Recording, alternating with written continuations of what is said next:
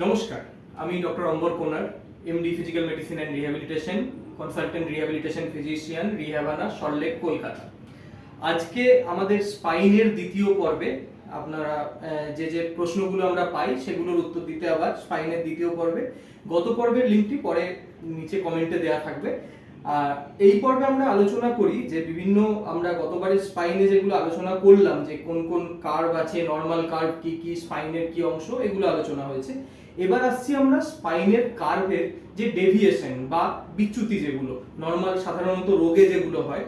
গতবারে বলা হয়েছিল আমাদের সার্ভাইকাল স্পাইন এবং লাম্বার স্পাইন হচ্ছে স্পাইনের সব থেকে মোবাইল অংশ, মানে এটা প্রচুর বেশি মুভমেন্ট করে, তার ফলে তাতে বিভিন্ন রকমের কিউমুলেটিভ ট্রমা বা সামগ্রিক ক্ষয়ক্ষতি বেশ কিছু হয়।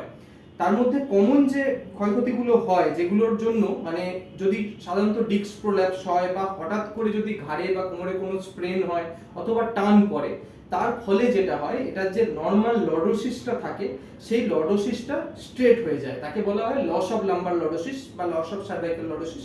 এটা অনেকেই জিজ্ঞেস করেন, এটা এই পিছনের যে প্যারাস্পাইনাল মাসল থাকে সেই মাসেলের স্প্যাজমের জন্য হয়, এবং এটি ইন্ডিকেট করে যে হঠাৎ করে কোনো ব্যথা শুরু হয়েছে অথবা হঠাৎ করে কোনো স্পাইনের এমন অংশে টান হয়েছে যার ফলে এই প্যারাস্পাইনাল মাসল স্প্যাজমে চলে গেছে। সেক্ষেত্রে সুনির্দিষ্ট ট্রিটমেন্ট প্রয়োজন যাতে এই স্প্যাজমের কারণটি ঠিকমতো ডিটেক্ট হয় এবং তার রিলিফ হয়, শুধুমাত্র পেনকিলার তার অ্যান্সার নয়।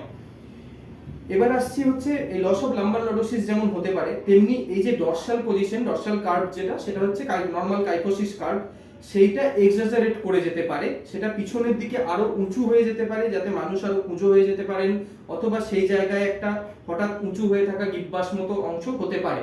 সেটা কি কারণে হয়, সেটা কমনলি কোনো কারণে যদি ডর্সাল ভার্টিব্রা কোনোভাবে ভেঙে যায়, সেটা যদি ওখানে লোকাল ইনফেকশন যেমন টিবি বা কক্স ডিজিজ বা স্পট স্পাইন, এই কারণে যদি কোনো ভার্টিব্রা ওখানে ভেঙে যায়, অথবা বয়স্ক মানুষদের ক্ষেত্রে যেটা হয় অস্টিওপোরোসিস, তার ফলে যদি ডর্সাল অংশের কোনো ভার্টিব্রা ভেঙে যায় তখন সেই জায়গায় একটা অ্যাবনর্মাল কার্ভেচার তৈরি হয় যার ফলে পিঠের দিকটা উঁচু মতো হয়ে যায়, তাকে বলা হয় কাইফোসিস।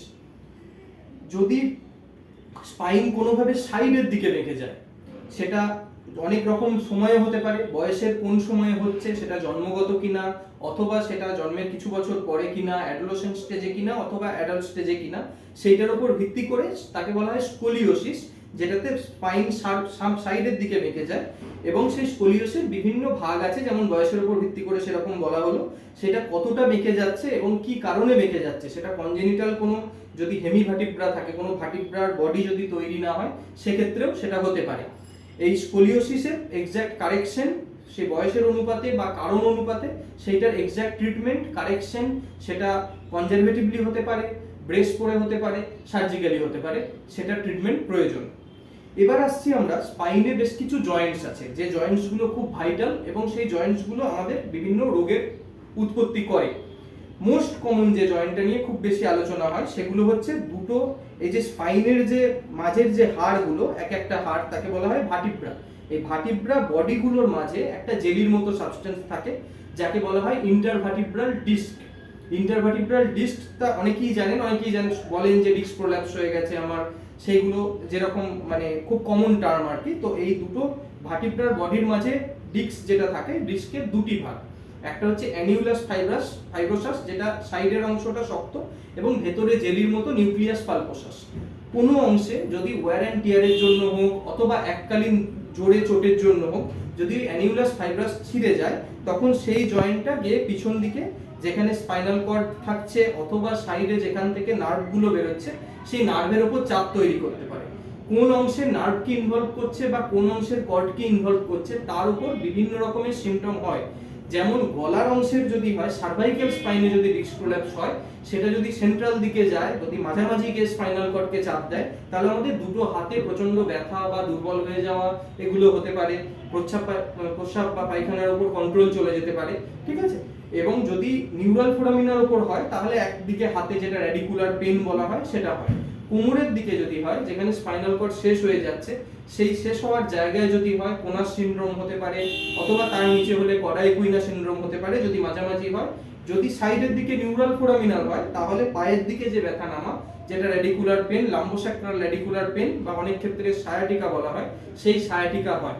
তো সেই ডিস্ক প্রোল্যাপস কতটা হয়েছে সেই এক্সটেন্টের উপর নির্ভর করে, যদি কম হয় তাহলে ওষুধ এবং রেস্টে, যদি মাঝারি মানের হয় তাহলে সেই জায়গায় ব্লক করা যায় বা মিনিমালি ইনভেসিভ যে ট্রিটমেন্টগুলো হয় সেগুলো করা যেতে পারে। যদি প্রচন্ড রকমের বেশি হয়, যদি পায়ের দিকে দুর্বল হয়ে যায় বা প্রস্রাব পায়খানার কন্ট্রোল চলে যায় বা আপনার সিভিয়ার রকমের পেন হয় যেটা কনজারভেটিভ ইমপ্রুভমেন্ট হচ্ছে না, সেক্ষেত্রে তখন সার্জারির প্রয়োজন হয়। তো ইন্টারভার্টিব্রাল ডিস্ক একটি কার্টিলেজিনাস যে জয়েন্ট, এই জয়েন্টটা অন্যতম আমাদের মেরুদণ্ডের বা স্পাইনের ব্যথার একটা কারণ। এছাড়াও একটা ছোট জয়েন্ট থাকে, সেই জয়েন্টটাকে বলা হয় ফ্যাসেট জয়েন্ট। এই ফ্যাসেট জয়েন্ট অনেক ক্ষেত্রেই ফ্যাসেট জয়েন্টের রোগটাকে ডায়াগনোস করতে অনেক দেরি হয়। এর সিমটমও পায়ের দিকে যেতে পারে, কিন্তু সেটা এই থায়ের পিছন অংশ অবধি ব্যথাটা যায়। এগুলো জেনারেলি বলতে ডিজেনারেটিভ কারণে হয়, বয়সজনিত কারণে হয়, অনেক কিউমুলেটিভ ট্রমা জমা হতে পারে, অথবা ফ্যাসেটাল আর্থ্রোপ্যাথি হতে পারে, সেই কারণে ফ্যাসেট জয়েন্ট ইনভলভমেন্ট হয়। আরেকটি জয়েন্ট হচ্ছে স্যাক্রোআইলিয়াক জয়েন্ট, এটা আগের দিনও বলা হয়েছে। স্যাক্রোআইলিয়াক জয়েন্ট যেখানে পেলভিসের এই স্যাক্রাম, স্পাইনের স্যাক্রাম অংশের সাথে এই পেলভিক বোন বা হিপ বোনগুলো আর্টিকুলেট করে, সেগুলো হচ্ছে স্যাক্রোআইলিয়াক জয়েন্ট। স্যাক্রোআইলিয়াক জয়েন্ট ক্লাসিক্যালি ইনভলভড হয় হচ্ছে স্পন্ডাইলোআর্থ্রোপ্যাথি বা অ্যাঙ্কাইলোভিং স্পন্ডাইলাইটিস গ্রুপ অফ ডিজিজে, ওটা ভালো মতো ইনভলভ হয়। কিন্তু অনেক স্পোর্টস পার্সনদের ক্ষেত্রে বা অনেক ক্ষেত্রে কোনো ইনফ্লামেটরি আর্থ্রোপ্যাথি বা বাতজনিত প্রদাহ ছাড়াও কিন্তু স্যাক্রোআইলিয়াক জয়েন্ট ইনভলভ হতে পারে বা স্যাক্রোআইলাইটিস হতে পারে। এরপরে বিভিন্ন যে রোগগুলো নিয়ে সেগুলো আমরা তৃতীয় ভাগে আলোচনা করব। তা আপনাদের যদি কোনো প্রশ্ন থাকে সেটা আমাদেরকে জানাতে পারেন, তো আমরা সেটা নিয়ে আলোচনা বিশদে করব। নমস্কার।